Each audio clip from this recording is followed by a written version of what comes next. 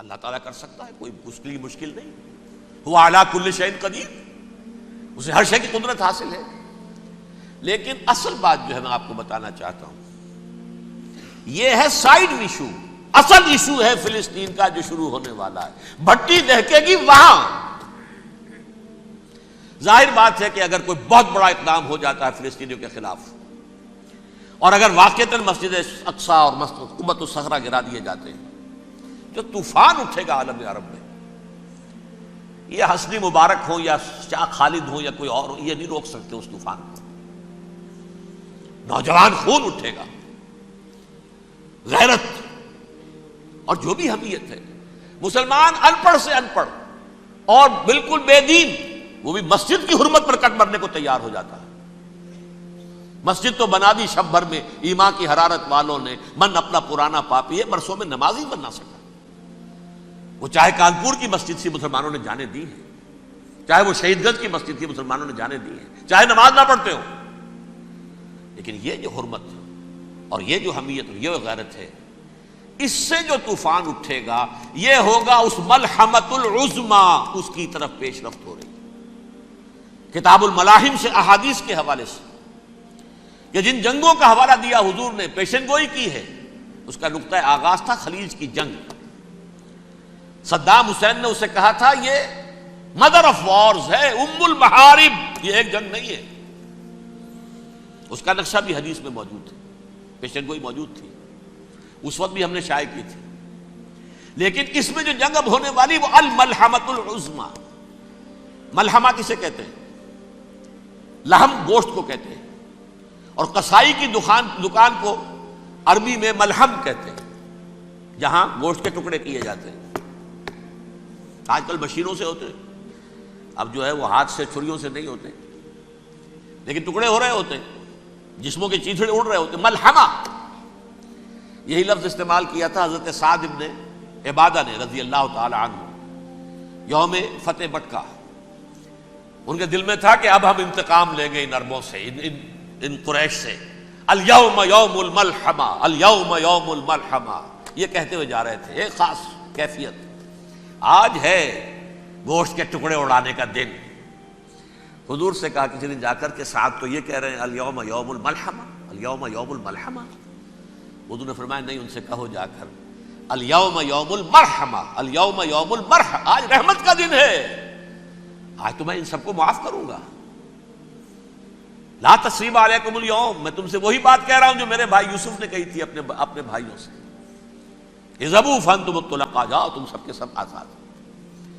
وہ ملحمہ ہے جس کو کہ حضور نے حضرت معاذ بن جبل رضی اللہ تعالیٰ عنہ، اس کی روایت ہے، اس میں سے جو ابو داؤد میں روایت آئی ہے اس میں الملحمۃ العظمی، عظمی مؤنث ہے اعظم کا. آپ کہتے ہیں جنگ عظیم اول، جنگ عظیم دوم، عظیم کا باپ ہو گیا اعظم، سب سے بڑا، اور اس کا مؤنث ہے سب سے بڑی، عظمی.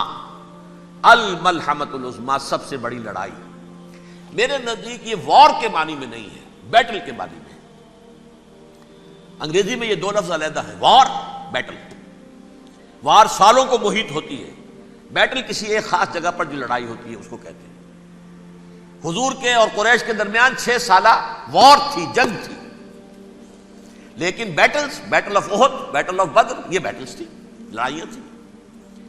تو عظیم ترین جنگ شاید اس اعتبار سے نہ ہو جیسے کہ ورلڈ وار 1 اور ورلڈ وار 2، یعنی اس کی وسعت کا اتنا معاملہ نہیں اور طوالت کا نہیں. لیکن جو لڑائی جو ہے بیٹل ہونی ہے، جس کو کہ یہ لوگ، یا چونکہ میں نے کہا تھا شروع میں کہ سرما ہے میری آنکھ کا خاک حجاز و حول قدس. نیو ٹیسٹمنٹ کی آخری کتاب ہے the book of revelation, revelation of saint John. اس میں آرمگڈون کہا گیا ہے اسے. ہر مجدون، یہ عبرانی لفظ ہے. ہر کہتے ہیں اونچی جگہ کو، سطح مرتفع. مجدون میگیڈو، میگیڈو ایک وادی ہے، مرتفع، وادی مرتفع. یہ ہے واقع لبنان، اسرائیل اور شام کے درمیان جو ٹکڑا، جو ٹرائنگل بنتی ہے، یہ ہے. یہاں پر بڑی جنگ لڑی جائے گی، اور یہ جنگ صلیب ہوگی جو کہا ہے بش نے، یہ جنگ صلیب. سیکنڈ ملینیم شروع ہوئی تھی تو پہلی صلیبی جنگ ہوئی تھی، تھرڈ ملینیم شروع ہوا ہے، یہ سیکنڈ صلیبی جنگ ہے، یہ کروسیڈ ہے. اور میں اس مرتبہ امریکہ گیا تھا تو پہلی مرتبہ مجھے وہاں ایک رسالہ ملا ٹرمپٹ نام کا. یہ امریکہ کے جو بہت ایکسٹریمسٹ قسم کے پروٹیسٹنٹس ہیں، یہ ان کا رسالہ ہے، اور ان کے بارے میں اب کہا جا رہا ہے وہ کرسچین زائنسٹ ہیں. آپ شاید پہلی مرتبہ یہ لفظ سن رہے ہوں. زائنسٹ تو ہم سمجھتے ہیں یہودیوں کو، کرسچین زائنسٹ وہ ہیں جو ہیں تو عیسائی پروٹیسٹنٹس ہیں، لیکن اسرائیل کے وہ حمایتی یہودیوں سے بڑھ کر ہیں. یہ میری کسی پہلی تقریر میں شاید بہت سے حضرات کو یاد آ جائے، میں نے کہا تھا 4 سال پہلے ہمارا تنظیم اسلامی کا ایک کنونشن ہوا تھا ہوسٹن میں، امریکہ کا جنوبی علاقے کا شہر ہے. ایک سیشن اس میں ہم نے رکھا تھا انٹرفیتھ، ایک عیسائی کو بلایا تھا، ایک یہودی بہت بڑا وہاں کا عالم ہے اس کو بلایا تھا. اس یہودی عالم نے ڈاکٹر وشوگراڈ، جو وہاں کی یونیورسٹی میں پروفیسر ایمیریٹس ہے، اس نے کہا تھا کہ یہ اسرائیل کو تو سپورٹ کر رہے ہیں عیسائی، ہم تو نہیں کر رہے. جو پریکٹسنگ یہودی ہیں وہ زیادہ اسرائیل کے حق میں نہیں تھے، یہ تو سن 67 کے بعد انہوں نے اسرائیل کو تسلیم کیا ہے. وہ تو منتظر تھے کہ ہمارا مسیحا آئے گا تو اس کی قیادت میں جنگ کریں گے، جیسے شیعہ منتظر تھے کہ مہدی موعود آئیں گے تو پھر ہم کچھ کریں گے. وہ امام خمینی نے کہا بھائی جب وہ آئیں گے آ جائیں گے، لیکن ہم کچھ راستہ کے لیے. زائنسٹ نے آگے بڑھ کر ریاست قائم کر لی، اور جب یروشلم پر بھی پورا قبضہ کر لیا تب جو ہے در حقیقت مذہبی یہودی جو ہے پھر انہوں نے اپنایا ہے، اون کیا ہے، اور نئے سیٹلمنٹس جو بھی بنے ہیں وہاں پر اسرائیل میں اس میں اکثر و بیشتر مذہبی یہودی آیا، اور بروکلن کے علاقے سے سب سے بڑھ کر آئے ہیں، جو امریکہ میں نیو یارک کا ایک جنوبی علاقہ ہے، بہت بڑا یہودیوں کا بہت بڑا گڑھ ہے. نیو یارک کو جیو یارک بھی کہا جاتا ہے، وہ تو اصل میں مرکز جو ہے وہ تو یہودیوں کا ہے. اس حوالے سے وہاں پر جو کرسچن زائنسٹ کہلاتے ہیں وہ اسرائیل کے یہودیوں سے بھی بڑھ کر کہیں سپورٹر ہیں. بہرحال اس دوسری صلیبی جنگ کا معاملہ جو میں کہہ رہا تھا، ٹرمپٹ نامی رسالہ، اس کا ایک مضمون ہے دی لاسٹ کروسیڈ. اب یہ آخری کروسیڈ ہے جو شروع ہونے والا ہے. میں تو حیران ہوں کس قدر کھل کے وہ باتیں کرتے ہیں. رومن کیتھولکس کو وہ کہتے ہیں کہ یہ شیطان ہے، یہ پوپ شیطان ہے، یہ یورپ کو اس نے جمع کیا ہے کرسچینٹی کی بنیاد پر، اور اس میں زیادہ تر کیتھولکس ہیں. آپ کو معلوم ہے برطانیہ بڑی مشکل سے شامل ہوا ان کے ساتھ، اس لیے کہ وہ پروٹیسٹنٹس کا سردار تھا، ابھی پوری طرح نہیں ہے. یورپ جو ہے وہ رومن امپائر دوبارہ یہ کھڑی کر رہا ہے، اور در حقیقت یہ جو ہے یہودیوں سے بھی چھیننا چاہتے ہیں اسرائیل کو اور فلسطین کو، اور مسلمانوں سے بھی، اور یہ وہی کروسیڈ جو تھے اربن ثانی کے اس کی تیاری کر رہے ہیں تاکہ وہاں پر عیسائی حکومت قائم ہو جائے، کیتھولکس کی، پوپ کی حکومت قائم ہو جائے، جیسے ایسٹ تیمور میں کر دی ہے. ایسٹ تیمور میں کون سی حکومت بنی ہے؟ Roman Catholic. رومن کیتھولک اسرائیل میں بنے تاکہ یہ سارے مقامات مقدسہ جہاں اسرائیل پیدا ہوئے، بیت حضرت مسیح پیدا ہوا، بیت الحم کہاں ہے؟ وہی ہے کہ نہیں؟ جہاں سے ریزریکشن ہوا ان کے خیال میں وہ کہاں ہے؟ وہیں پر ہے کہ نہیں؟ بڑے بڑے گرجے ان کے وہی ہیں.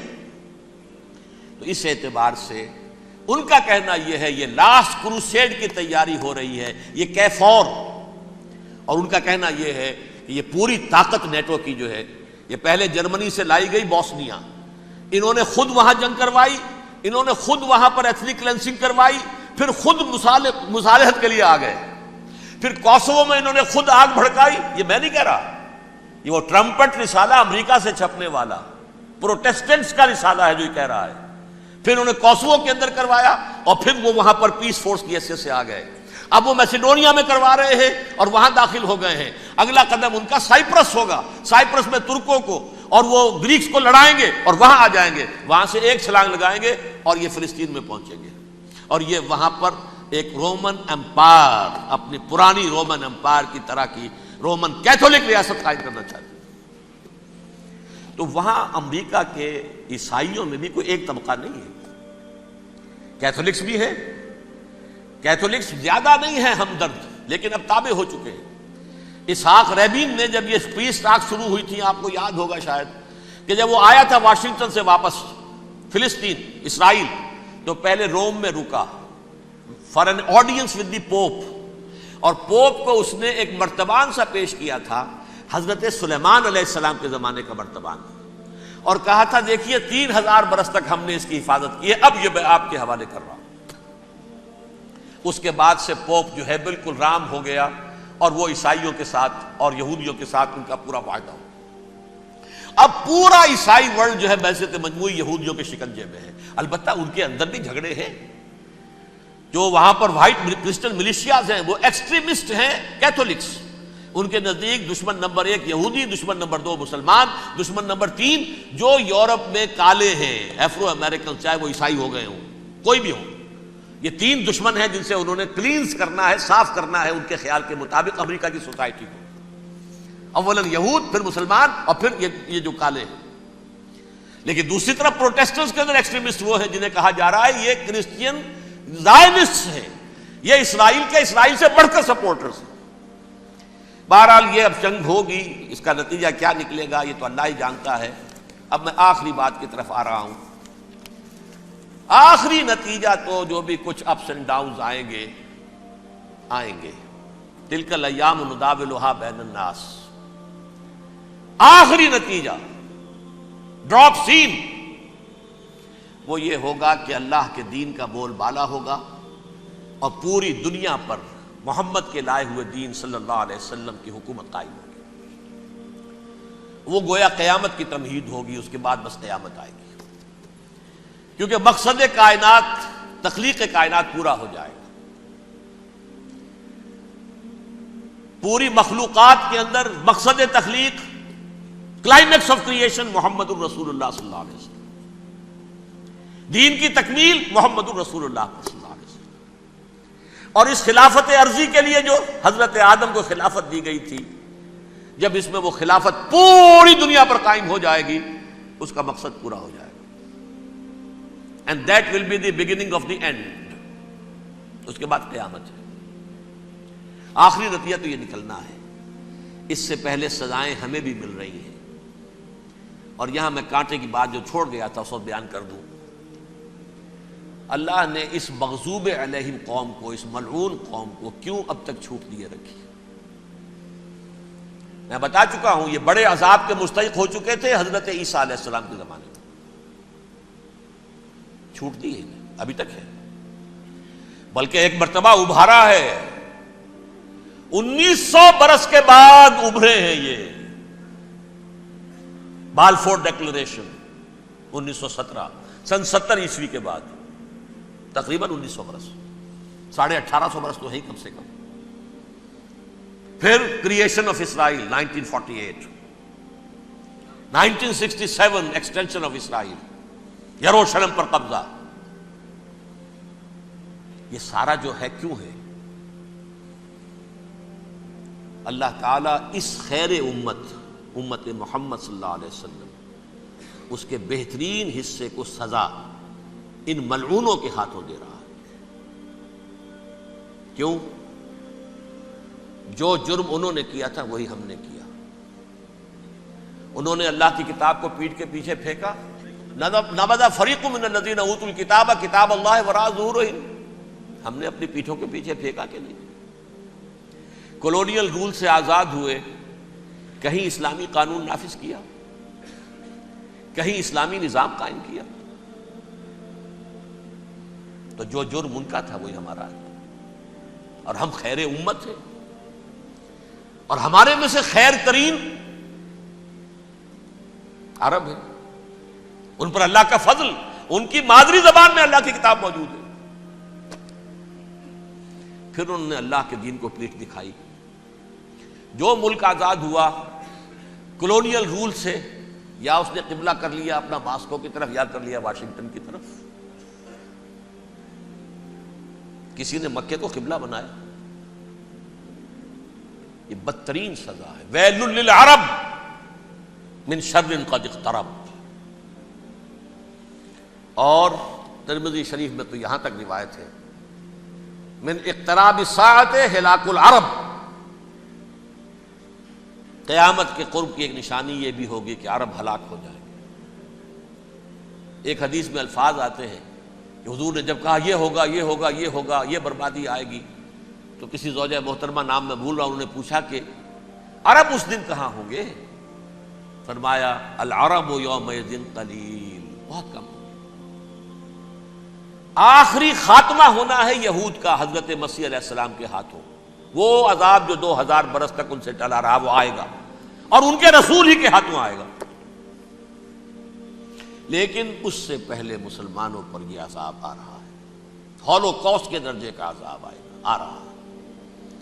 البتہ ہم پاکستانی اس میں یوں سمجھ لیجئے کہ وہ تو خبریں موجود ہیں احادیث میں، وہاں تو جو ہونا ہے.